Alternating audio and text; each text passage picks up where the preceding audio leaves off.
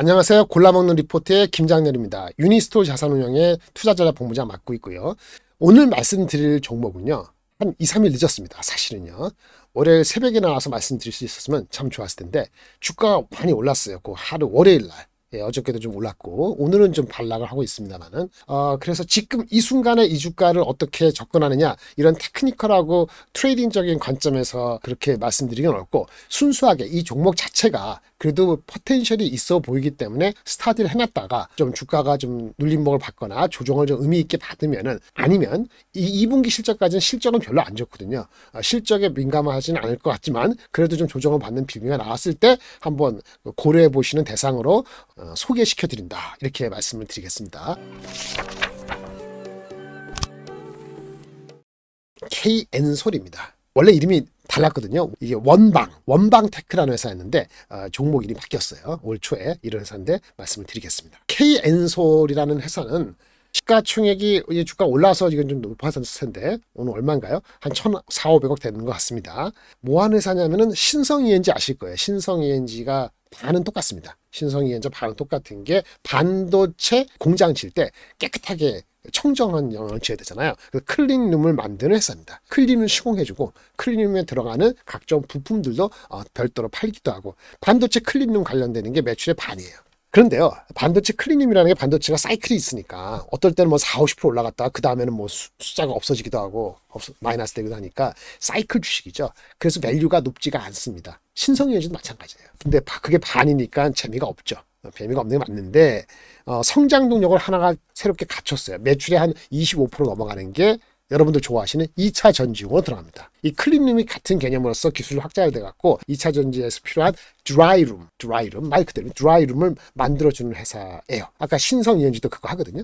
그래서 2차 전지가 성장 동력의 한 4분의 1축 이상 또는 3분의 1로 그 이상 갈 수도 있죠. 비중이. 현재는 반도체가 가장 크지만 성장 동력을 잡았다. 이게 이제 핵심이에요. 그런데 아까 1, 2분기 실적이 안 좋다고 그랬잖아요. 주가 최근에 올랐습니다만 그거는 1, 2분기 실적이 안 좋은 건 반도체가 삼성전자거든요. KN솔의 매출은 50%가 반도체. 그게 거의 대부분이 삼성전자. 그 다음에 2차 전지의 드라이룸. 그거의 다는 거의 다는 SK이노베이션 자회사 SK온입니다. 2차 전지 만드는 회사. 성장 동력을 아꼈기 때문에 과거보다는 밸류에이션이 높아야 되지 않을까라고 보는데 1, 2분기 실적이 안 좋았던 거예요. 그러니까 주가가 좀 억눌려 있었던 건데 엊그저께 그냥 확 올라갔죠. 설명을 드릴게요. 그리고 약간 작지만 한 10% 정도로 바이오도 그런 클린룸 비슷한 게 필요한단 말이에요. 이렇게 합쳐져 있는 회사입니다. 리포트도 나온 게 없었어요. 리포트 나온 게 없었고 1, 2월달 나왔지만 뭐 보실만 합니다. 1월달 나온 거는. 그 다음에 제가 파악하기로는 2분기 실적이 나오고 나서 8월 하순에 NDR을 할 예정이라 합니다. 기관 투자가 좀 만나시겠죠. 그러면 그때 나타날 것 같은데 주가가 월요일날 7월 3일날 딱 올랐습니다. 그 이유가 뭐였느냐? 그날 뭐가 나왔냐면은 삼성 SDI인가요? 정확히 기간은 SK온인가? 2차 전지 업체에 대한 무슨 기사가 나오면서 거기 드라이룸에 대해서 텐션이 되면서 신성ENG가 20몇 프로 오르고 KN솔을 또 만만치 않게 오른 거예요. 그래서 제가 좀 아쉽다는 말씀을 들어가는 거죠. 2차 전지 성장성에 대해서 텐션 사람들이 한 거죠. 그렇게 크게 말씀을 드릴 수 있겠고요. 실적은요. 1, 2분기에 삼성전자가 삼성전자가 40% 되니까 실적이 안 좋았고 1분기도 안 좋았는데 2분기도 안 좋아서 올해 상반기는 작년 상반기보다 역성장입니다. 그런데 하반기부터 빠르게 올라갈 것 같아. 이게 이제 수주 받은 게 한 6개월, 9개월 뒤에 이제 오더가 잡혀서 실행이 되거든요. 2차 전지 포함해서 그런 것이 3분기, 4분기에 왕창 오기 때문에 올라오는데 2월 달에 애널리스트가 작성한 리포트에 4,700억, 영업이 298억은 너무 과했고요. 지금 이제 반도체 빠졌으니까. 제가 봤을 때는 작년에 그 순이익이 한 160억 정도였거든요.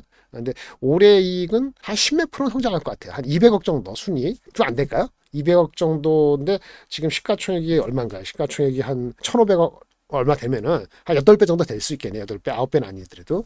그럼 8배 정도, 9배 안 되면은 비싸진 않은데 또 엄청 싸다고 할 수는 없어요. 그런데 말씀드린 것처럼 2차 전지의 성장성이 확인된 것이 이제 사람들이 완벽하게 받아들이면은 주가가 영안에서 많이 빠질 것 같지도 않아요. 그래서 그런 느낌이 있는 회사다. 성장을 한다? 2차 전지로. 그렇죠. 예, 그런 게 이제 결론적으로 말씀을 드리고 그래서 아까 실적은 올해 작년보다 한 15% 이 정도 성장한다고 보고 PER이 지금 1,500억 시총 기준으로 1,500억은 한 8배 정도 이렇게 1,600억 이렇게 보시면 될 것 같아요. 아까 봐서 삼성전자는 핵심인데 그 성장이 약간 주춤하니까 SK온이 중요하고 SK온에 대해서는 리포트에 보시면 엄청 많이 수주를 800억, 800억 한 게 있거든요. 그거가 이제 실적에 반영된다라는 걸 말씀을 드릴 수 있겠고 리포트 이게 나온 게 있어요. 중장기적으로 자회사를 통해서 데이터 센터나 물류센터 같은 경우에 데이터 센터 여기에 이제 엄청나게 열이 발생하잖아요. 그래서 열을 식혀주는 냉동 건조 시스템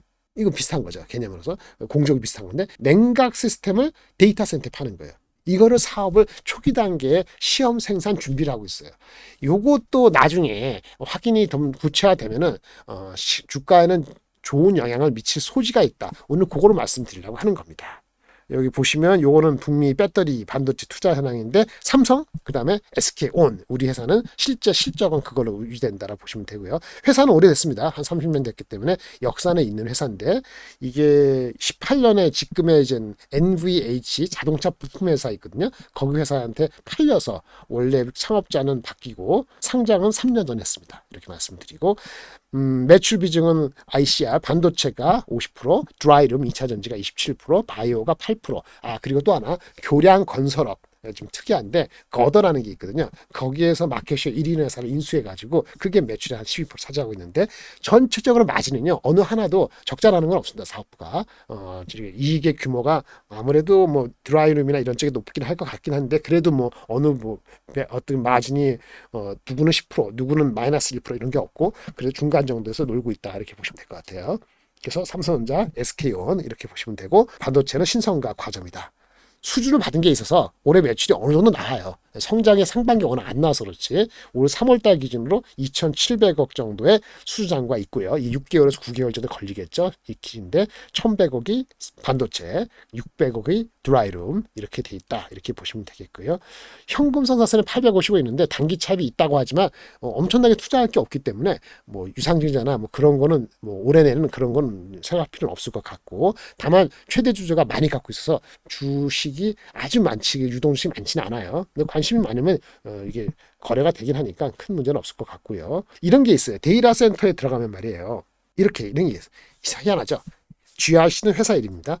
데이터 센터에 들면 서버 같은 거 있잖아요. 열이 많이 난단 말이에요. 우리가요, 그 챗GPT 이렇게 작업하잖아요. 챗GPT 이렇게 하면은 한 20분 우리가 챗GPT 이렇게 하잖아요. 그럼 열이 나잖아요. 그 데이터 센터 서버 같은 경우. 그거 시키려면은 우리 1리터짜리 우리 물이 필요해요.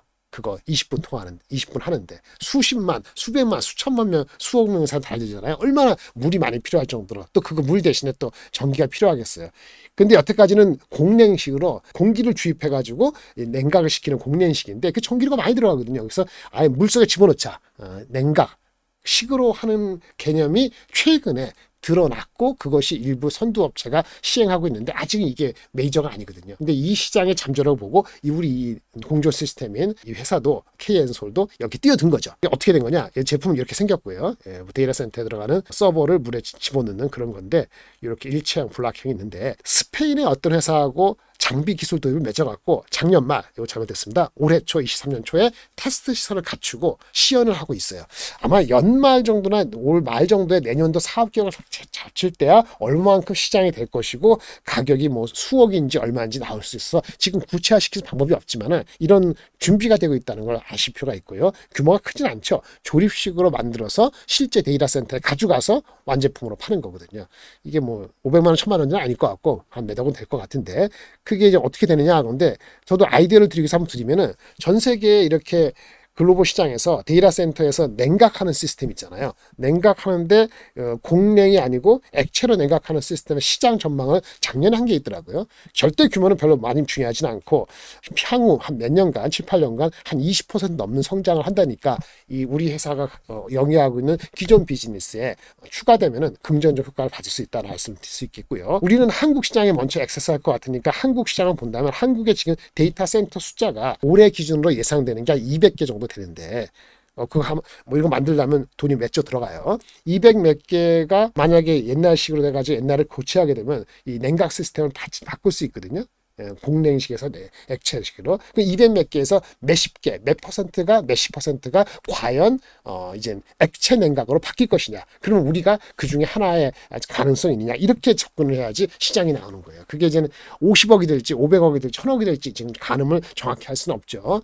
거기에 따라서 우리의 매출의 업사이드가 될 수 있는 그 정도라고 보시면 되겠고요. 만약에 해외로 판다면은 글로벌 데이터 센터의 개수는 뭐 하이퍼스케일을 빼더라도 1000 몇 개 되니까 거기에 액세스하는 게 되겠죠. 거기에 단가가 몇 억이냐. 그게 토탈 템이 되고 아까 말씀드린 GR이라든지 다른 업체가 리딩 업체가 있기 때문에 우리가 들어가고 하면 아직은 좀 먼 얘기일 수 있는데 기술이 이렇게 확장될 수 있다는 측면에서 PER이 10배 이하 주식이 더 갈 수 있는가 가는 길을 결정할 수 있는 그 모멘텀이 올 하반기 연말에는 있을 수 있다. 그거가 오늘 말씀드리려고 하는 포인트가 되겠습니다. 아까 말씀드린 건 실적 기준으로 한 8배 정도 되고요. 2차 전지 수주가 드라이브 되니까 하반기가 상반기보다 분명히 좋고요. 실적 주가는 그럼 올라갔지만 좀 빠진다면은 냉각 시스템의 밸류에이션에 따라갖고 한 번 더 갈 수도 있는 룸이 있는 거죠. 신성이 엔진은 사실 똑같은 건데 태양광 때문에 주가가 10배도 가고 20배도 가고 평균 13배 가는데 우리 주가는 그런 거가 없었기 때문에 10배 이하였던 건데 앞에 있는 그런 거 봤을 때는 새로운 사업에 대한 추가가 구체화되면 될수록 밸류에이션은 아직은 충분히 열려 있는데